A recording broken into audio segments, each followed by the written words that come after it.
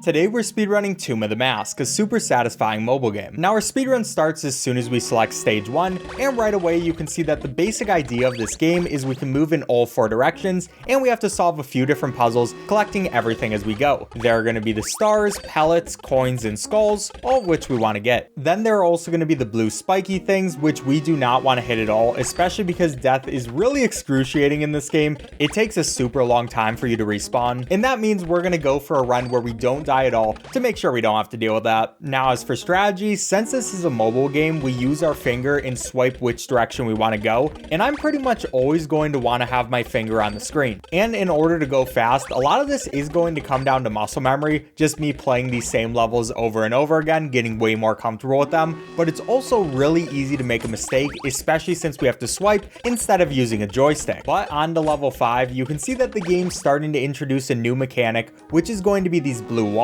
And these work in a way where they'll spawn spikes like half a second after you touch them, so we really can't be on them for too long, and we can't go backwards at all until they retract. And while this is sometimes a really annoying mechanic to deal with, it's also one of my favorites. You really have to think, especially for speedrunning, what is the most optimal path to take. Now here I really love this movement where we're just going to keep dodging them and getting the pellets in the most efficient way possible. It feels really good to do that correctly, but it's also really easy to mess up. Then for stage 8, we have a interesting mechanic with these blocks you break. They're really satisfying to go through, but they serve almost no purpose, so I don't really understand why they're here, but that's fine. I also really love this level, especially because we can just make it past that spike with being fast enough. And then on to level 10, they're going to introduce the bats. The bats are super annoying in this game because they're just going to keep flying around and they don't do too much movement, they just go back and forth, but they can be very dangerous if you're not careful around them. I probably wasn't careful enough in that situation. I should have went a bit slower, but hey, it works out, and we're going to do the exact same thing here because you know what? We're only on level 11. We have plenty of speedrun to go, and I might as well at least play a little risky at the beginning. Now we're on to level 12, which is another bat level with this guy just directly in my way and also these guys directly in my way, but we can just wait a second, go around them, and we just have to get all of these. Oh, this is also a nice movement that we do straight through those spikes, ignoring the bat. That looked really good.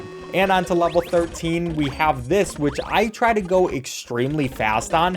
That way we don't have to wait out that bat. And yeah, it just feels good to do because you can very easily die there. I don't even know if it looks that impressive, but hey, I'm proud of it. But here's another situation where we have to play around the spikes. And also right here, there is going to be this bat that is blocked off, which we can let free. And then we just gotta make sure that he doesn't hit us as well before moving on to this next one. And I guess at this point, the walls are actually having a purpose, and their main purpose is just to stop the bats from moving. And we want to not have cycles like that. That was not a good cycle for them to be. I could have very easily died there, but it worked out at the end of the day. And right here, we just have to wait out these spikes, and then we can go straight to the end after a bit longer, which is going to be a nice level. Now for stage 15, I love this level since we have these bounce pads, which will change our direction, and we have to use them to get all the pellets. And I'm just going to go through, I know the most efficient path to get all of these, and pretty quickly we can clean it all up.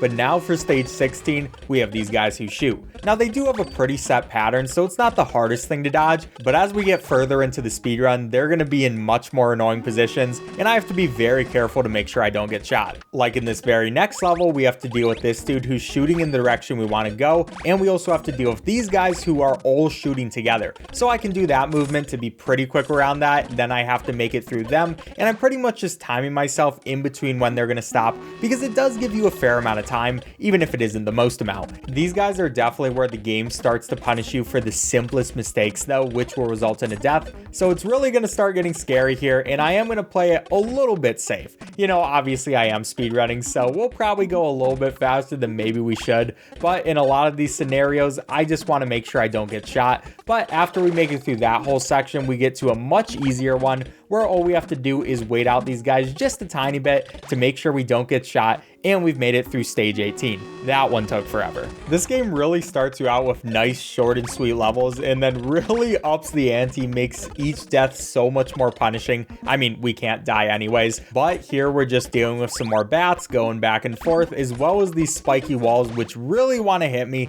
And then on to level 20, we have a nice short one. Even though it's short though, it introduces one of my favorite mechanics, these pufferfish. You'll see that they keep expanding after a little bit, and then when they're not expanded, they're going to be be safe to touch. They can definitely be used in annoying ways, as you'll see in some of these future levels, but overall, I just love them. I love their facial expression as they puff up. They're just so cute. They're an amazing enemy. And for their utility, they're also super cool because like I said, when they're not puffed up, they are safe to touch. So that means in a lot of situations, we actually have to use them as platforms. So like most of the speedrun, it's just about taking the right path and also making sure we time things correctly. Now in 22, they're throwing a bunch of stuff at us, like the regular spiky walls. We have the puffer fish. We have the spiky walls that grow once you touch them. And we're also going to have these guys which drop bombs. Now we can just dodge them by being at a different part of the screen, but they can also catch you by surprise because they're not going to drop their bombs in the exact same location every time. They switch it up. So yeah, just something to look out for. Now onto this next level. This one is mostly the shooty guys, and this level is probably the biggest reason why I'm really not a fan of these guys, because this is a very easy place to lose your run if you're not careful, but thankfully we got it done. Then for 24, we have a speedrun level because we have these balls which are going to chase after us,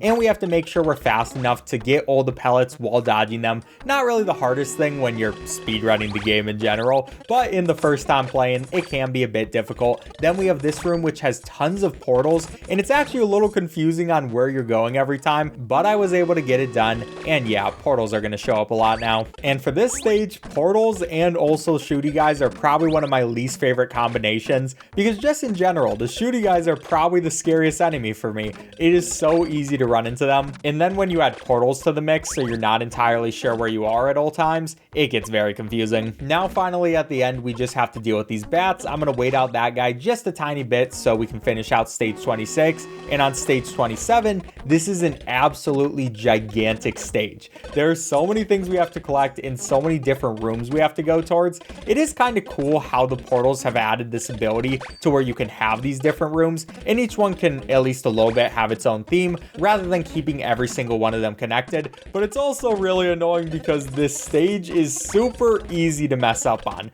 There are so many things that get added together. There's the shooty guys, there's the puffer fish, there's bats, there's spiky walls. Literally everything that this game could throw at you, it throws at you right now. But that also means that when we make it to the end, it's just that much more satisfying. And now into stage 28, and we have another pretty long one. Not quite as long as the last room, but it has a bunch of stuff as well. This level really focuses more on the spiky walls, and also this part, I almost very much messed up on that. For some reason, that section I have lost quite a few runs to just because it doesn't work with my brain, and I am also taking a lot of unnecessary risks here, but it doesn't matter because at least we're making it straight towards the end. We have to do this kind of specific movement to make sure that we actually take the right path there. And once we make it to this room, I know we're pretty much home free. There's not too much that can damage us as long as I play this correctly and fast. That's going to be 28 done. Now, as we get on to 29, I will mention that this video is only going to cover up to level 30, but if you want me in the future to do every single level in this game, leave a like on the video. I'd be down to do it if people are interested. Oh, also, you might have noticed that I've been cutting out the loading screens in between levels,